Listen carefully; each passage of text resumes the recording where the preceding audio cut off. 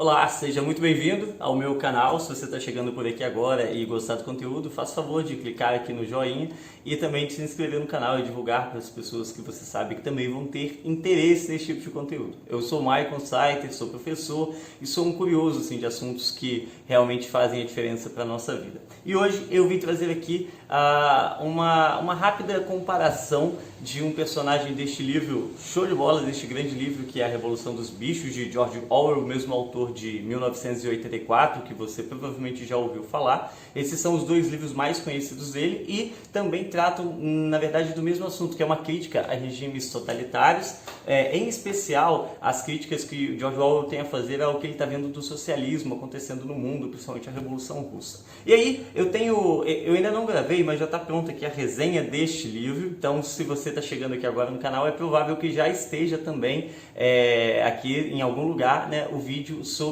com a resenha, né, com a resenha de A Revolução dos Bichos. Hoje aqui a intenção é apenas fazer esta rápida comparação, então vai ser um vídeo mais curto e eu peço a você que acompanhe aqui comigo. Qual é a proposição que eu tenho a fazer?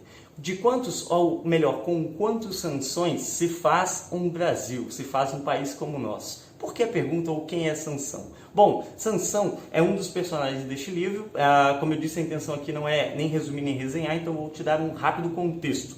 Nós temos aqui uma granja em que se passa a nossa história, que é composta por um dono, naturalmente, e por animais que tomam a liderança da fazenda. Eles expulsam o seu antigo dono, né, o seu antigo proprietário de lá, e assim assumem o controle da fazenda, sob o pretexto de um regime coletivo, né, de trabalho, onde a propriedade seria de todos, onde todos teriam uma vida melhor. E aí, claro, isso não acontece como se promete desde o início, mas eu não vou falar mais, vou deixar que vocês acompanhem a história ou que vão ao meu outro vídeo conferir o que eu tenho para falar sobre ele. Nós vamos falar do Sansão. Quem é Sansão? Ele é um dos melhores personagens, na minha opinião, que este livro tem, que essa fábula tem, né, para nos entregar, para nos apresentar. Ele é um cavalo, um cavalo muito bom, pelo amor de Deus.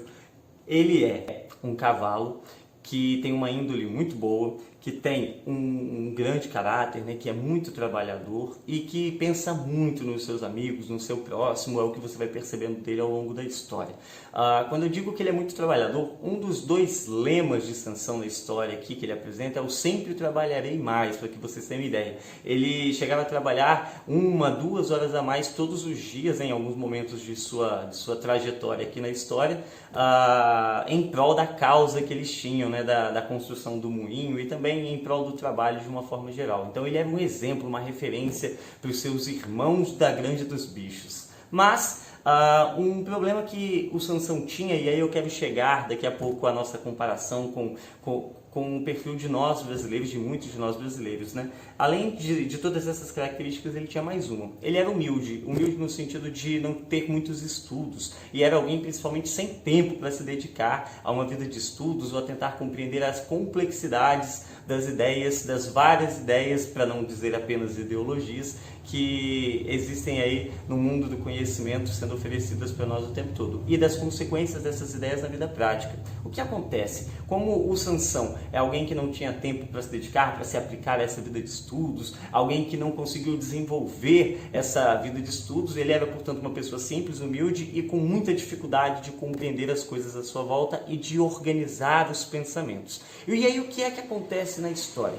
Em mais de um momento nessa história, acontecem situações que deixam o Sansão perplexo. Ele olha para aquilo e pensa, bom, mas isso não era exatamente o que eu esperava que fosse acontecer. Esse questionamento surge dentro dele. Mas, ao mesmo tempo, e aí eu vou falar de 3 etapas deste processo de Sansão, que muitos brasileiros também sofrem, ao mesmo tempo que ele percebe que algo está errado, ele vê que existem coisas à sua volta no mundo que estão erradas, ele começa a tentar organizar o pensamento e ele não consegue. O Sansão não consegue organizar o seu raciocínio, conduzir uma linha de raciocínio lógica para chegar a uma conclusão sobre aquilo que ele está vendo.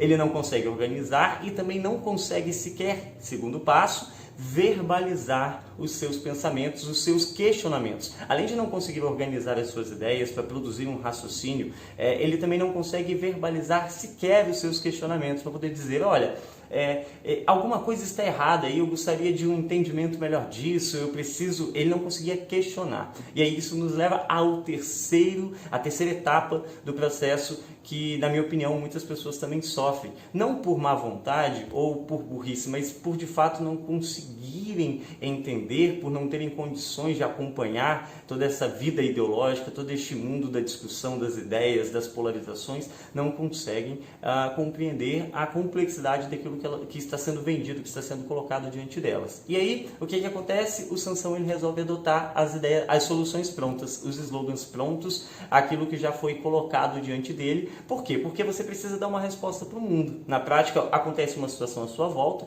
você é obrigado a se posicionar por uma questão de continuar do que está acontecendo mesmo. O mundo está aí diante de você e a vida, o próprio tempo que se sucede, precisa que você continue agindo, que você haja de alguma forma. E como eu preciso dar uma resposta para o mundo e eu não consigo processar um raciocínio que me leve a uma conclusão para que eu haja autenticamente, eu acabo assumindo, adotando as fórmulas prontas, os slogans, os jargões ideológicos, como acontece mais de uma vez com o Sansão. Então, este grande personagem de boa índole, trabalhador, que realmente pensava no próximo, ele acaba se submetendo às ideias dos outros e ele paga um alto preço por isso dentro da história.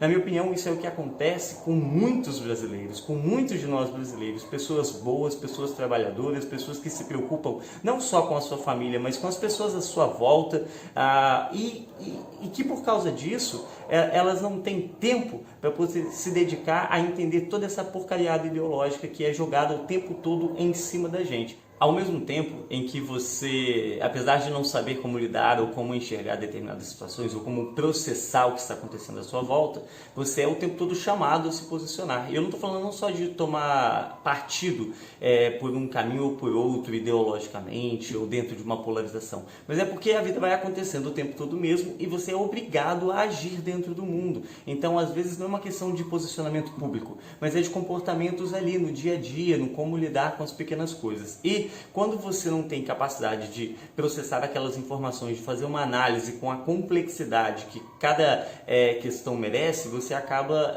sendo obrigado a tomar uma postura que esteja pronta ali para você. E aí assim a gente acaba adotando os jargões ideológicos, toda essa porcariada desse palavreado que eles jogam no seu colo e que acabam vindo com ideias prontas também. Do que eu estou falando? Estou falando, por exemplo, dessa porcariada toda de conversa sobre o aborto, que eles chamam de direitos reprodutivos da mulher, de liberdade de fazer o que você quiser fazer com o seu corpo. Eles vão usar um monte dessas palavras bonitas, eles só não vão dizer para você matar crianças no ventre, não vão dizer assassinar bebês para você, um feto, jamais vão falar disso. Eles vão falar sobre a mulher, eles vão direcionar a sua conversa para a liberdade, para o direito, para a saúde emocional, para a independência da mulher e nunca vão direcionar o seu olhar para toda a complexidade que essa questão merece. E aí, veja, eu não estou aqui desmerecendo todas as questões que envolvam também a mulher, a mãe nessa discussão. Mas é para ficar claro que na discussão ideológica eles só falam da mãe. A criança é descartável, a criança, como eu já ouvi certa vez numa conversa sobre o aborto,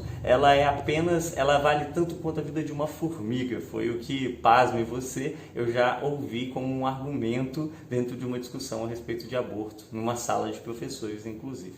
Bom, a questão é, será que você também não é como o nosso Sansão aqui de A Revolução dos Bichos? E aí eu te pergunto isso por quê? Porque é natural que a gente ouça muitos dos argumentos que ele sempre ofereceu e que a gente fique comovido e que a gente se sensibilize, que a gente tente se colocar às vezes no lugar das supostas vítimas daquilo que eles apresentam, e talvez porque você e eu, talvez porque você não esteja preparado intelectualmente mesmo, a gente precisa assumir a nossa miséria, talvez você não esteja preparado para lidar com essas questões. Como resolver isso? É preciso sair dessa bolha, da hegemonia cultural, dessa cultura do politicamente correto e começar a lidar com as questões como elas merecem, estudar, ler, começar a correr atrás, questionar, mas não esse questionar por tudo questionar, criticar por criticar, não é a consciência crítica de Paulo Freire que eu estou falando não, eu estou falando de uma busca autêntica, sincera e humilde pela verdade. E quando você encontrar a verdade, uma verdade sobre algum assunto,